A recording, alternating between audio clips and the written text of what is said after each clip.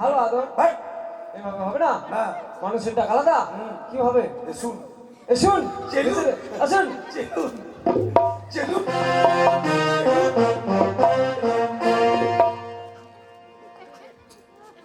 নমস্কার দাদা, নমস্কার।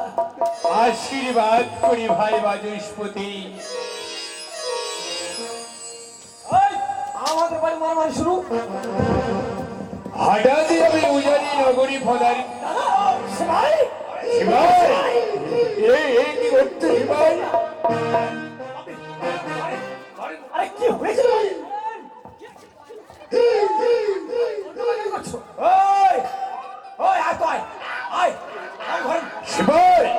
তোমাকে আমি পূর্বেই বলেছি ভদ্রভাবে ব্যবহার করবে।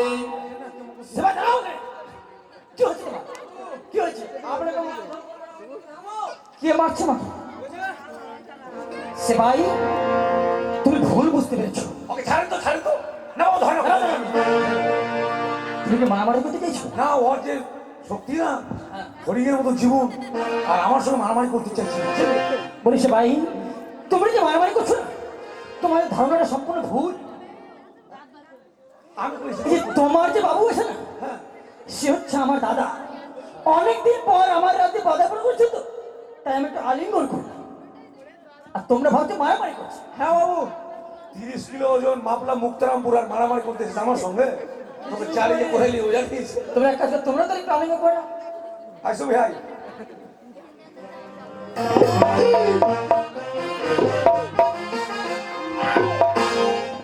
বলি দাদা, আজ এতদিন পর যখন আমার উদয় নগরে পদার্পণ করেছে, বিলম্ব না করে সিংহাসন গ্রহণ করো দাদা। থাক ভাই থাক, দাদা আসন গ্রহণ নেব পরে। যে আশা নিয়ে মোরা এসেছি চম্পক নগর হইতে, যদি মনের সে মনের আশা হয় পূরণ, করবো মোরা ক্ষণিকের জন্য বিশ্রাম। আর যদি না হয় পূরণ, বৈমুখ হয়ে মোরা অন্য নগরে ফিরে যাবো ভাই বাচস্পতি। বলি দাদা, জানতে পারি এমন কি আশা নিয়ে পদার্পণ করেছো মামু উজাইনি নগর? সত্যই ভাই বাচস্পতি, আমরা অদূর হইতে লক্ষ্য করলাম কিছুক্ষণ আগে রাজপ্রাসাদে দুটি কন্যা প্রবেশ করলো। বলতে পারো ভাই বাচস্পতি, ওই কন্যা দুটি কার? বলি দাদা, যদি অদূর থেকে আমার এই রাজনীতি প্রবেশ করে দেখেছো, তার মধ্যে ছিল একটি আমার কোনো মা বেহুলা, আর একটি ছিল তার সঙ্গে তার সখী। তাই নাকি ভাই বাচস্পতি? কি হয়েছে দাদা? তাহলে শোনো ভাই বাচস্পতি, চম্পক নগরী থেকে মনে বড় আশা নিয়ে পদার্পণ করেছে এই উজানি নগরী। দেব আমি পুত্রের বিবাহ করছি, তাই পাত্রীর সন্ধান। তাই তো তোমার কনিষ্ঠ কন্যা মা বেহুলাকে পুত্রবধূ। আমি কিছুতেই বিপদে পড়া না, না হবে না। কিন্তু সে ভাই, আমি দাদাকে তো বলতে পারবো না দাদা তোমার সাপ খাও, তাই বলতো আমি বিয়ে দেবো না। কিন্তু এক কাজ করো, দাদার সঙ্গে সীমা এসেছে, তুমি কথা তাকে বলো তো। ঠিক আছে, আমি বলবো। এদিকে বিয়ে হবে না। কেন বিয়ে হবে না? বিয়ে করবো কেন? তোমার নাম কি? আমার নাম চাঙ্গু।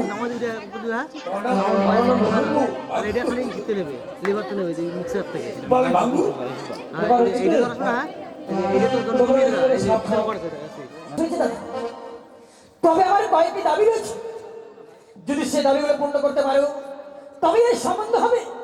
নইলে হয়তো এই উদয় নগর থেকে বেমুখে ফিরে যেতে হবে দাদা। ভাই বাচস্পতি, দাদা তো পূর্ণ করে দিতে হবে, তাই না? সত্যই দাদা। বেশ ভাই বাচস্পতি, এই উজানি নগরীর মাটিতে দাঁড়িয়ে আমি কথা দিচ্ছি, সব দাবি আমি পরিপূর্ণ করে দেবো ভাই বাচস্পতি। দাদা তবে শোনো আমার দাবির কথা। বেশ,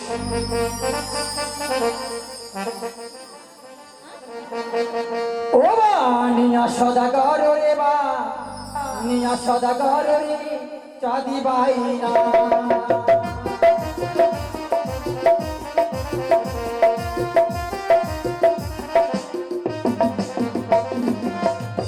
ওরে একই তো কি কাম নিশিত, যদি দিতে পারো রে বা, নিয়া সদাগর হে বা, নিয়া সদাগর হে,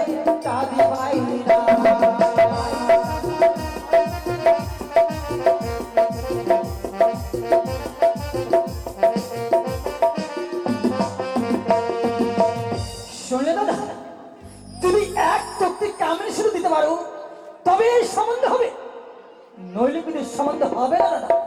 শিবাই, বলুন। যে আশা নিয়ে আমরা চম্পক নগরী থেকে পদার্পণ করেছি এই উজানি নগরে, হ্যাঁ হ্যাঁ, সব আশা কি ব্যর্থ হয়ে যাবে মনে শিবাই? হচ্ছে তাই। আপনি দেখুন, আপনি দিতে পারবেন? শিবাই, হ্যাঁ। কেন চাল ডাল আপনার আর বাহাদুরি আমার? আপনি খাওয়াচ্ছেন বলে আমি খাচ্ছি। তুমি তো জানো শিবাই, আমার গৃহেই রয়েছে পরম পূজনীয় সেই মাতা লক্ষ্মী। মাতা লক্ষ্মীর কাছে সেই কামড়ি সিঁদুর চাইতে দেরি, পেতে দেরি নয় শিবাই। যাও, তুমি উপযুক্ত জবাব তাদেরকে ফিরিয়ে দাও। বেশ বেশ, কতগুলো নেবেন? এক তক্তি কামড়ে শুধু রেবানি আশালা ও হে মা, এই আশালা গো হে মা, এই আশালা গো হে পাচক পাই না। ভাই, ভাই।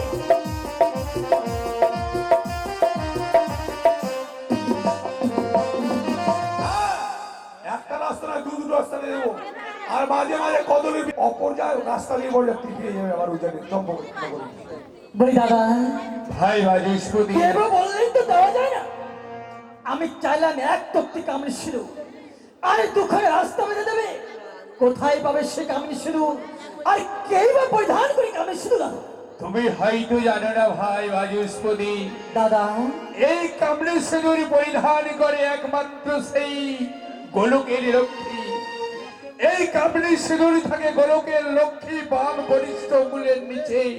তাই তো আমার চাইতে দেরি, পেতে দেরি নয় ভাই বাজস্পতি। সত্যি বলছে দাদা, তবে এবার আরো দাবি রয়েছে। এমন কি দাবি রয়েছে ভাই বাজস্পতি? ও বা নিয়া সদাগর হে বা, নিয়া সদাগর হে কাদি পাই না।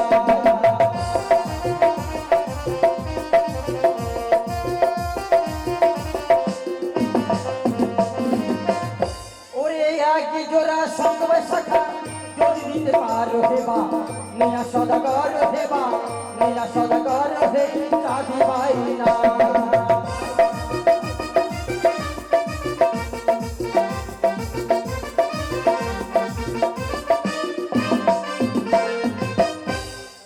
দাদা, যদি এক জোড়া রাম লক্ষণ শঙ্খ বাইশ টাকা দিতে পারো তবে এই সম্বন্ধ হবে দাদা।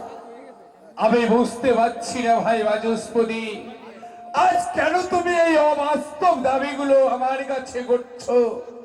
বেশ, তুমি যখনই দাবি চেয়েছো ভাই বাচস্পতি, আমি সেই দাবি পরিপূর্ণ করে দেবো।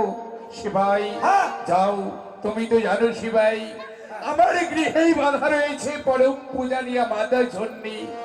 মাতা চণ্ডীর কাছে চাইতে দেরি, পেতে দেরি নয় শিবাই। তাহলে আপনি দিতে পারবেন? বেশ, আর এক জোড়াকে মা বলে, আরে এক জোড়া, মিনা সদাগর হে, তিনটা পাঁচটা সবাই।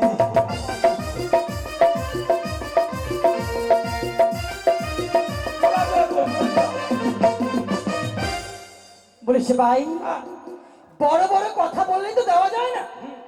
আমি চাইলাম এক জোড়া শঙ্করবাই শাখা, আর জোড়া জোড়া দেবে, কোথায় পাবে সেই রাম লক্ষণ শঙ্করবাই শাখা? সে ভাই দুঃখ আছে না, দুঃখ? দুঃখ নয়, দুর্গা ঠাকুর। হ্যাঁ, কি হয়েছে? মানে আমার বাবু হচ্ছে মাতা চণ্ডী। চণ্ডীর উপাসক। আচ্ছা, আচ্ছা। চণ্ডী পুজো না করলে জলগ্রহণ করে না। এবার এই মানে আপনি যে শাখা চাইলেন কিনা সেই শাখা কিন্তু পরিধান করে মাতা চণ্ডী, চাইতে দেরি বেঁধে দেরি হবে। সত্যিই বলেছিস, কোথাও নেবেন? তবে আমার আরো দাবি রয়েছে। এমন কি দাবি রয়েছে ভাই বাচস্পতি? বলি দাদা, একটি অগ্নি বাস্তের শাড়ি লাগবে। যেদিন চম্পকনগর থেকে আমার উদয়নগরী বিবাহ করতে আসবে, সঙ্গে 101টি একই বর্ণের বরযাত্রী আনতে হবে দাদা। দেতা দেতা কি বলছি? কি বলো? বলি দাদা, এই ছেলেটা কোন জাতির মধ্যে আছে? মা তো শিবাই, হ্যাঁ, বলে দাও, চম্পক নগরী থেকে 101 খানা বরযাত্র আমার একই বর্ণে নিয়ে আসবো, হ্যাঁ। কিন্তু তার মধ্যে চিনে নিতে হবে তাদের হাবু জামাতা কি কেমন। বুঝতে পারলেন? মানে আমরা নিয়ে আসবো, আপনাকে চিনে নিতে হবে যে কোনটা দুর্গা পূজার সময় বেরোতে আসে আপনার। যে হয় আমাদের নবজামাতা, আমি তাকে বেছে বের করে নেবো দাদা। বেশ ভাই বাচস্পতি। বলিস ভাই, বাবু তুমি যে দাবির কথা বলেছিলে, আমি এক এক করে সব তুমি দাদার কাছে বলেছিলাম। দাদা যেন হাসতে হাসতে সবই পূর্ণ করেছে সে ভাই। আর কোনো দাবি রয়েছে তোমার কাছে? আমার কাছে একটা দাবি আছে। একটা রয়েছে, হ্যাঁ, করো। আমি এমন দাবি চেয়ে বসবো না, দিতেও পারবে না, আর আমার বোনের বিয়েও হবে না। আচ্ছা বলো। ও বানিয়া সদা করো হে বানিয়া সদা করো হে চাঁদ মায়না।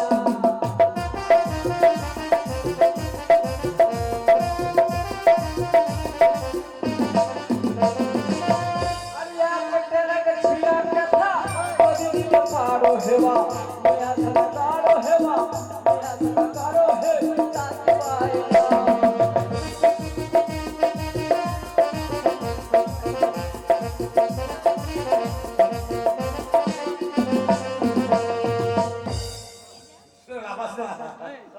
শিরা কথা বাবু, বিয়ে যদি ভেঙে দেয় ছেলেটাই ভাঙবে, নাহলে বিয়ে কিন্তু লেগে গেছিল। সে ভাই এমন কি দাবি চেয়েছে তারা যে সে দাবি আমরা পরিপূর্ণ করে দিতে পারবো না।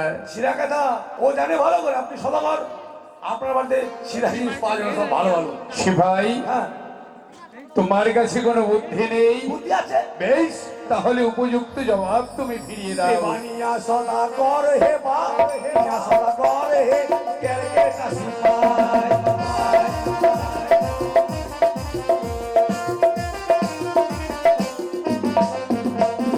ও হে বানিয়া সদাগর হে বানিয়া সদাগর হে পাতা মাইনা।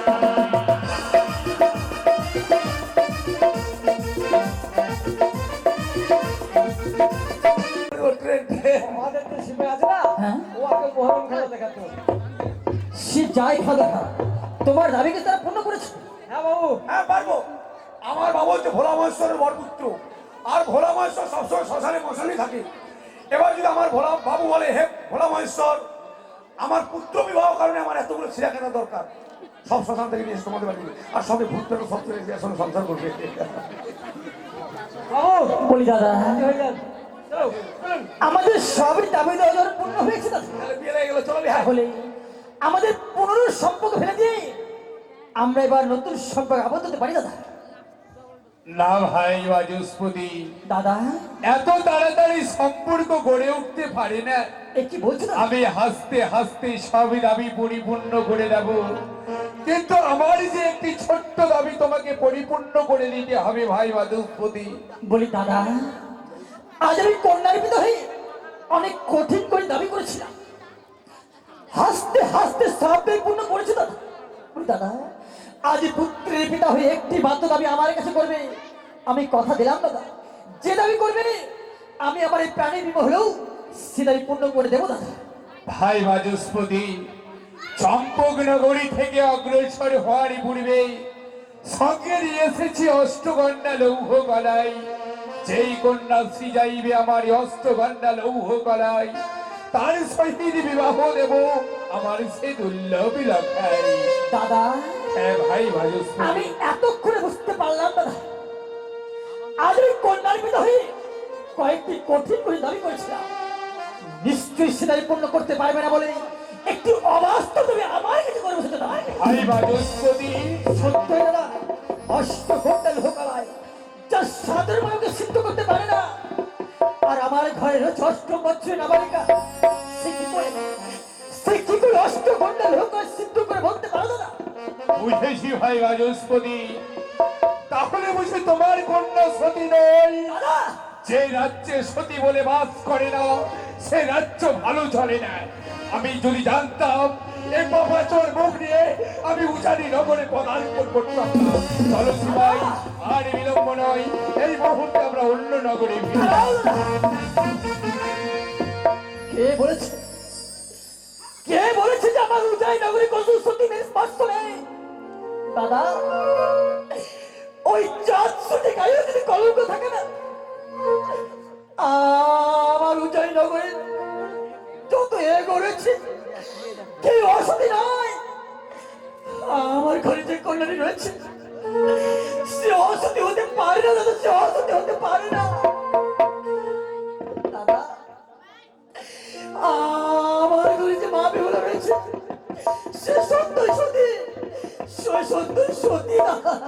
বেশ, যে কন্যা সিজাইবে আমার এই অষ্টঘণ্টা লৌহ গলায় তার সহিত বিবাহ দেব, কিন্তু আমার দুর্লভ লগাই যদি পারে জানের ন্যায় সেদ্ধ করতে, তবেই হবে বিবাহের সম্পর্ক। আর সম্পর্ক তো দূরের কথা, এক গ্লাস জল গ্রহণ করবো না, ওরা ওই মুখ হয়ে ফিরে যাবো। দাদা হ্যাঁ ভাই বাজু, আমি যখন কথা দিয়েছি দাদা, তুমি দাও ওই অষ্টকুণ্ডল হোকলা করছো গো তুমি। মা কেন বাবা, কেন তোমার এই সুন্দর প্রাণখানা গঙ্গার জলে বিসর্জন করে দিতে চাইছো? তবে বলতে পারিস মা, আজ কেন গিয়েছিলি ওই ছয়গাড়ি সাগরে, কেন স্নান করতে গিয়েছিলি রে মা? কেন বাবা, আমি কি ওই ছয়ঘাটের সাগরে স্নান করতে গিয়ে কোনো অপরাধ করেছি?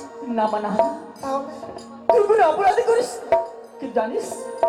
আজ যদি ওই ছয়গাড়ি সাগরে স্নান করতে না যেতিস, হয়তো এই কঠিন পরীক্ষায় পড়তে হতো না মামি। আমি তো তোমার কথা কোনো বুঝতে পারলাম না বাবা। জানিস চম্পকনগর থেকে আমার দাদা এসেছিল শুধুমাত্র তোর বিবাহের কথা বলবার জন্য, কিন্তু সেই বংশে তোর বিয়ে দেবো না বলে আমি অনেক কঠিন করে দাবি করেছিলাম। জানিস মা, দাদা আমার সঙ্গে পূর্ণ করে একটি মাত্র দাবি আমার কাছে করে বসেছে মা। কি এমন দাবি করেছে বাবা, যে দাবি পূর্ণ করতে পারোনি বলে আজকে দিনে তোমার এমন সুন্দর প্রাণখানা গঙ্গার জলে বিসর্জন করে দিতে চাইছে?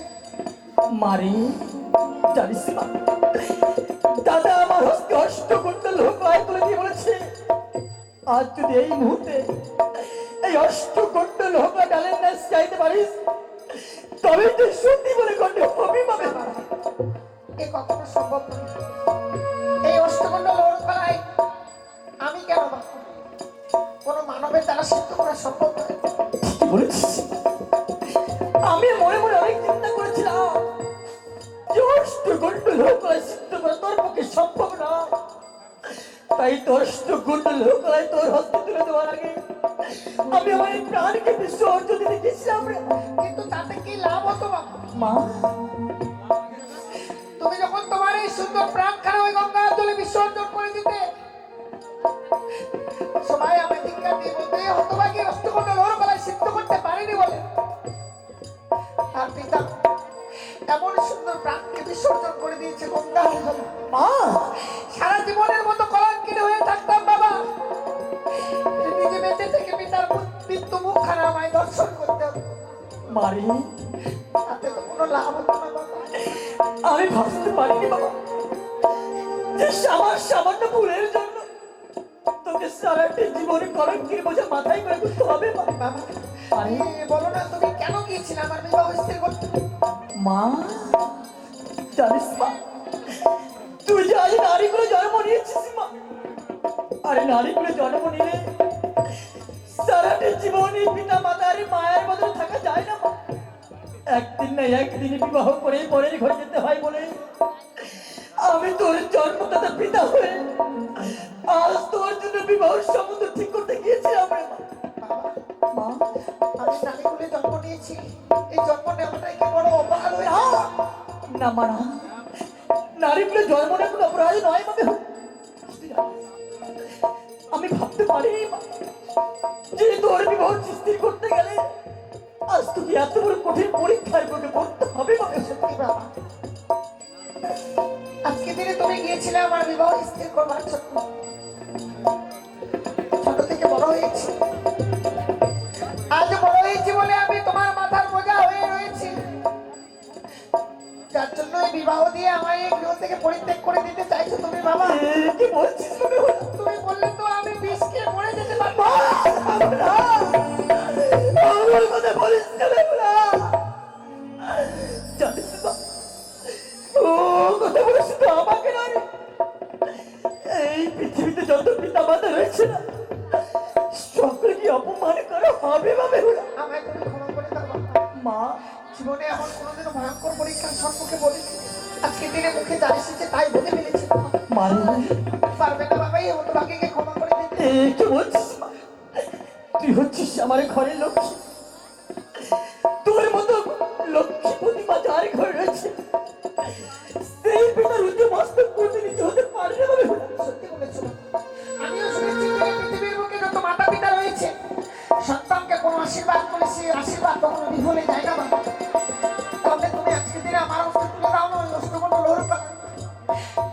আশীর্বাদ করো বাবা, আমি যেন তোমার ওই আশীর্বাদে অষ্টগুণ লৌহ কলাই সিদ্ধ করে তোমার দেওয়া কথার মান রাখতে পারি। মারে সত্যি বলেছিস,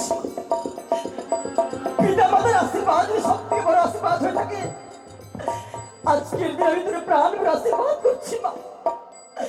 আজ যে কঠিন পরীক্ষার সম্মুখে পড়েছিস, নিশ্চয় সে পরীক্ষা থেকে উত্তর হতে পারবে। মারে আজ আমি যে তোর হস্তে অষ্টকুণ্ডল লোহ গলায় তুলে দিয়েছি, হ্যাঁ বাবা। জানিস মা ওই লোহ গলায় সিদ্ধ করার কিছু নিয়ম রয়েছে। নিয়ম আছে? হ্যাঁ মা। কি নিয়ম আছে বাবা? কাঁচা উনুনে কাঁচা পাত্রে 3টি জিগার ডাল, 3 মুষ্টি উলোর খা, আর ভেজা বসে বসেই আজ থেকে অষ্টকুণ্ডল লোহ গলায় সিদ্ধ করতে হবে মা। বেশ বাবা, তুমি যে নিয়ম বলে দিয়েছো সেই নিয়ম অনুসারে এই অষ্টগুণ লৌহ কলাই সিদ্ধ করবো। কিন্তু যত সময় আমার এই অষ্টগুণ লৌহ কলাই সিদ্ধ না হবে, পারবে না এই হতভাগের পক্ষে বসে থাকতে বাবা। এ কি বলছিস আমি? কর তুই অষ্টকুণ্ডল লোহ গলায় সিদ্ধর ব্যবস্থা কর মা। আর আমি তোর হতভাগা বাবা শুধুমাত্র তোর পথে পানি চেয়ে বসে থাকবো মা। আমি শুধুমাত্র তোর পথে পানি চেয়ে বসে থাকবো। ভগবতী, আমি কোনোদিনও জল গ্রহণ করি না, আবার আমি বিপদে পড়েছি মা। একটিবারে হতভাগী ডাকে তুমি সাড়া দিও। ও কথায় ভুলে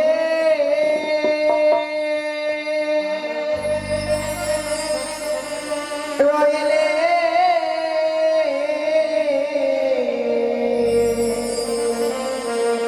ও মা মনসা দেবী গো।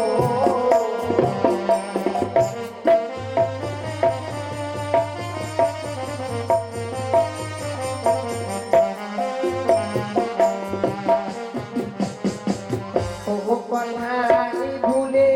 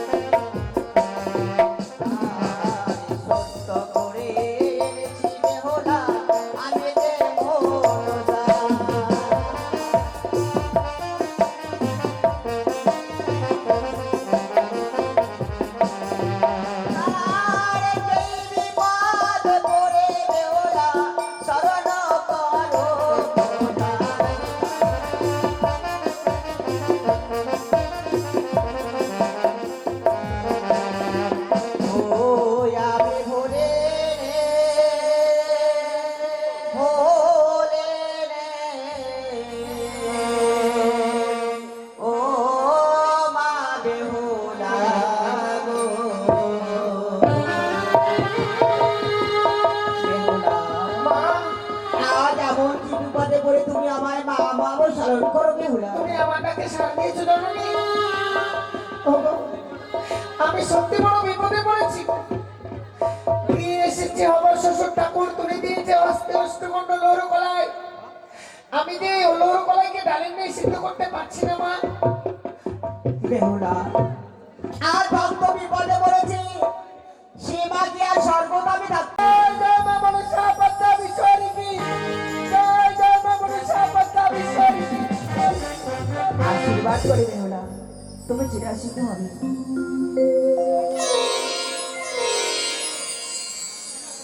সত্যি মা, আচ্ছা এই অষ্টগণ লৌহ কলাই আমার ডালের নেই সিদ্ধ হয়েছে গো।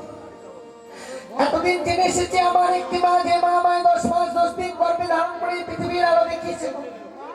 কিন্তু না, আজ থেকে জানলাম আমার আরো একটি মা রয়েছে, যে মা আমায় বিপদ থেকে উদ্ধার করে, সে হয় আমার বিপদ তারিণী মা। ও, দেবার মতো এই হতভাগীর কাছে কিছু নেই, যাওয়ার পূর্বে এই হতভাগীর প্রণামটুকু গ্রহণ করো।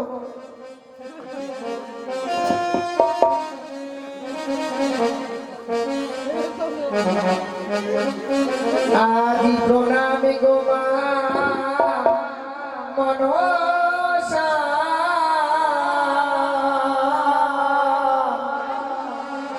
প্রণাম গো মা মনসা।